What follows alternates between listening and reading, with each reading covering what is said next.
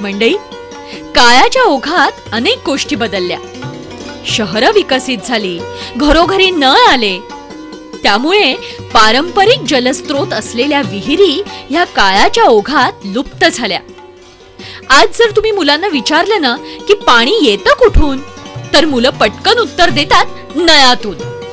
पाऊस पडतो कुठून, तर मुलं उत्तर देतात शॉवर मधून. म्हणूनच विद्यार्थ्यांना विहिरीची माहिती व्हावी यासाठी या शाळेत एक छोटेखानी विहीरही बांधण्यात आली आहे. मुलांना विहिरीविषयी परिपूर्ण माहिती इथे दिली जाते.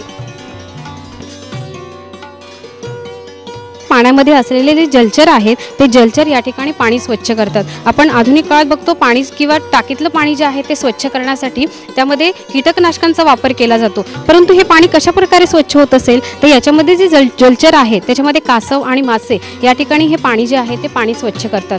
हे विद्यार्थ्यांना या ठिकाणी स्वतः प्रत्यक्षात अनुभवता येणार आहे. त्याचबरोबर या विहिरीतून पाणी कशा पद्धतीने काढलं जातं हे सुद्धा यासाठी दाखवण्यासाठी आम्ही इथे हे रहाट केलेलं आहे की ज्याच्या आधारे विद्यार्थी स्वतः अनुभवणार आहेत की पाणी कशा पद्धतीने जे आहे ते काढलं जाणार आहे.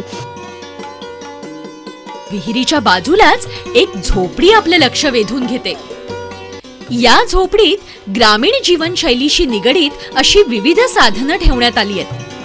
त्यात जातं, पाटा, वरवंटा, रवी, चूल, धान्य साठवण्याची कणगी अशी कितीतरी साधनं आहेत. झोपडी कशी तयार करतात किंवा एखाद्या ठिकाणी विद्यार्थी समजा जंगलात थांबले तर नैसर्गिक अधिवास कसा निर्माण करता येईल याची माहिती विद्यार्थ्यांना दिली जाते. चा वापर करतो. कोठारांमध्ये पोथी साठवून ठेवलेल्या असतात, परंतु त्या काळामध्ये ह्या अशा पद्धतीच्या बांबूपासून बनवलेल्या कणग्यांचा वापर केला जायचा आणि त्याला छोटे छोटे असे होल होते की ज्याच्या माध्यमातून जी हवा जी आहे ती धान्यापर्यंत पोहोचू शकेल, की हवा खेळती राहू शकेल. त्याचबरोबर आता जर आपण धान्य साठवायचं असेल तर वेगवेगळ्या कीटकनाशकांचा आपण वापर करत असतो की जेणेकरून धान्याला कीड लागू नये. परंतु त्या काळामध्ये या कणगीवर या ठिकाणी शेणाने लिंपून घेतलं जायचं, कारण जेणेकरून जी काही कीड मुंगी जी आहे ती त्या धान्याला लागू नये. मुलांना पूर्वीच्या काळातील शेतीच्या कामासाठी वापरली जाणारी साधने यांची संकल्पना समजण्यासाठी लाकडी खेळणी सुद्धा तयार करण्यात आलेली आहे. शेतीच्या कामासाठी वापरली जाणारे फावडे, कुदळ, टोपली, बैलगाडी यांचा ही आत्यारे मोठ्या प्रमाणात असतात, मोठ्या आकारात असतात, परंतु त्यांचा उपयोग मुलांना समजावा, त्यांना ती खेळता यावी यासाठी त्यांचा लहान याच्यामध्ये उपयोग करण्यात आला आहे. या झोपडीच्या बाजूला असलेल्या 2 बैलगाड्या आणि एक नांगर आपलं लक्ष वेधून घेतोय. चाकाचा शोध लागला आणि माणसाचं आयुष्यच बदलून गेलं. मंडई, अहो माणूस अफाट वेगाने धावायला लागला. तो इतका धावतोय की एक दिवस पेट्रोल, डिझेल यासारख्या इंधनांचा साठा संपुष्टात येईल आणि पुन्हा एकदा आपणा सगळ्यांना बैलगाडीचा आसरा घ्यावा लागेल. बैलगाडी हे इथे एक प्रतीक आहे मानवाच्या हव्यासाचं. मुलांना या गोष्टी नीट समजावून सांगितल्या जातात आणि नकळत त्यांना भविष्यातील वास्तवाची जाणीव करून दिली जाते. विज्ञानाची प्रगती झाली आणि त्याबरोबर पर्यावरणाचा ऱ्हास झाला आणि पर्यावरणाचा ऱ्हास झाल्यामुळेच आता जे काय संकट उभं राहिलेलं आहे त्या संकटाला आपल्याला तेवढंच तोंड देणं आवश्यक आहे. आणि ही संकल्पना, पर्यावरणाचा होणारा ऱ्हास, ही संकल्पना मुलांना समजण्यासाठी हे सर्व या ठिकाणी हे जे शेती अवजार आहेत ते आपण उभी केलेली आहेत. या बैलगाडीच्या बाजूला दिसतंय एक विस्तीर्ण पटांगण. मुलं इथे विविध खेळ खेळतात.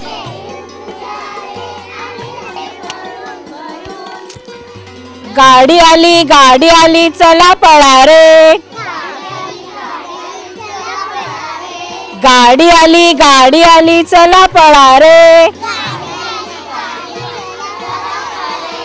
गाडी आली वसईवरून, केळी आणली भरून भरून, केळी उतरून घ्या रे आणि मक्का मारा रे. कबड्डी, खो खो असे खेळ या क्रीडांगणात खेळण्याची सोय आहे. हे समोर जे मैदान दिसतंय ते 11x8 मीटरचं आहे. हे किशोरवयीन मुलांच्यासाठी वापरलं जातं, शालेय विद्यार्थ्यांच्यासाठी हे वापरलं जातं. आणि यामध्ये 7 खेळाडू आणि 2 हे राखीव खेळाडू असे घेतले जातात.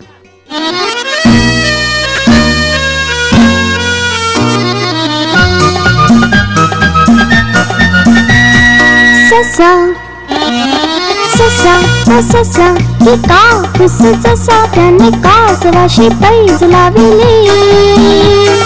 ससा ससा की कापूस जसा त्याने कासवाशी पैज लाविली. वेगे वेगे धाव मी डोंगरावर जाऊ ही शर्यत रे आपुली.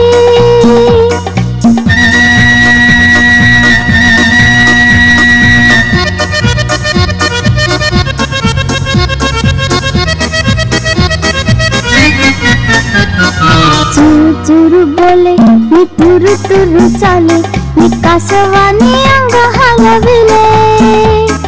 ससा जाई पुढे मी झाडा मागे दडे हे कासवाने हळू पाणी आले. वाटेत थांबले ना कुणाशी बोलले ना चालले लुटू लुटू पायी. ससा ससा ससा की कापूस जसा त्याने कासवाशी पैज लाविली. वेगे वेगे धाव मी डोंगरावर जाऊ ही शर्यत रे आपुली. प्रत्येकाला निसर्गाच्या सानिध्यामध्ये जेवणाची खूप आवड असते. त्यासाठी आपण या ठिकाणी खास व्यवस्था केलेली आहे. मुलांना हिरव्यागार अशा गवतावरती बसून जेवणासाठी खास व्यवस्था करण्यात आलेली आहे. त्याचबरोबर मुलांना पिण्यासाठी पाण्याची खास व्यवस्था करण्यात आलेली आहे. त्याचबरोबर मुलांना वेगवेगळ्या प्रकारचे मराठी मुलतान मातीतील रांगडे खेळ या ठिकाणी आपण खेळू शकतो, अशा पद्धतीची व्यवस्था करण्यात आलेली आहे. या निसर्ग शाळेची संकल्पना आहे श्रीयुत सुधाकर चव्हाण यांची. याबाबत श्रीयुत सुधाकर चव्हाण आपल्याला अधिक माहिती देत आहेत. नेचर या निसर्ग शाळेला मी नाव दिलेलं आहे. त्याची कल्पना अशी की आताच्या मुलांना जर प्रश्न विचारला दूध कोण देतं तर बोलतात भैया, पाऊस कोण देतं विचारलं तर बोलतात शॉवर, अंडी कोण देतं बोलतात दुकानवाला, त्यांना कोंबडी अंडी देते माहिती नाही. गणपती सगळ्यात पहिला कोणी आणला तर बोलतात ग्राउंड फ्लोअरवाल्याने आणला. म्हणून कुठेतरी मुलांना निसर्ग जाऊन घेऊन शिकवायचं म्हणून ही निसर्ग शाळा बनवलेली आहे. त्या शाळेमध्ये एक ग्रीन हाऊस बनवलेला आहे, जो तुम्ही बघितला जाता. त्या ग्रीन हाऊसमध्ये मी 3 वर्गाचं क्लासरूमचं फिलिंग दिलेलं आहे.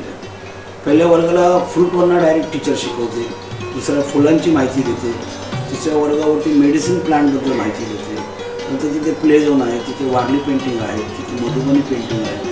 एवढंच नाही, तिथे प्लस मायनस हे सुद्धा मी व्हेजिटेबलमध्ये दाखवलेलं आहे. त्याचबरोबर जॉमेट्रिकल फिगर म्हणजे त्रिकोण, चौकोन, वर्तुळ हे सुद्धा मी व्हेजिटेबलमध्ये दाखवलेलं आहे. त्याच्या पुढे तुम्ही जाल तर तुम्हाला एक MP थिएटर दिसेल. त्याच्या पुढे जाल तर तुम्हाला एक आदिवासी झोपडी दिसेल जिच्यावर वारली पेंटिंग आहे. आतमध्ये चूल दाखवलेली आहे, पाटावरंटा दाखवलेला आहे, जातं दाखवलेलं आहे, मुसळ दाखवलेलं आहे, बाजूला बैलगाडी दाखवलेली आहे, नांगर दाखवलेलं आहे. थोडक्यात मुलांना निसर्गाच्या जवळ जाऊन, कारण आताच्या मुलांना पाणी कोण देतो, पाणी कुठनं येतं त्यांना बिस्लरीमधनं येतं किंवा नळामधनं येतच माहिती. पण पूर्वीच्या काही लोक विहिरीतनं किंवा पाण्याचा साठा कसे करत होते हे आम्ही दाखवण्याचा प्रयत्न केलेला आहे. एक छोटीशी बावडीसुद्धा बनवलेली आहे. त्या बावडीच्या आतनं पाणी कसं काढायचं, रहाट कसा लावायचं ते रहाटसुद्धा लावून दाखवलेलं आहे. अशा प्रकारे निसर्गाच्या जवळ नेऊन शिकवण्याचा प्रयत्न आम्ही करतो. तर मंडळी, कशी काय वाटली ही निसर्ग शाळा? मुलांना पुस्तकी किडा बनवण्यापेक्षा अशा प्रकारे निसर्गाच्या सहवासात अभ्यास करण्याची ही संकल्पना आहे ना वैविध्यपूर्ण आणि वैशिष्ट्यपूर्ण. पण ही तर फक्त सुरुवात आहे. या शाळेत आणखीही बरंच काही घडणार आहे, निर्माण होणार आहे. तुर्तास एवढंच.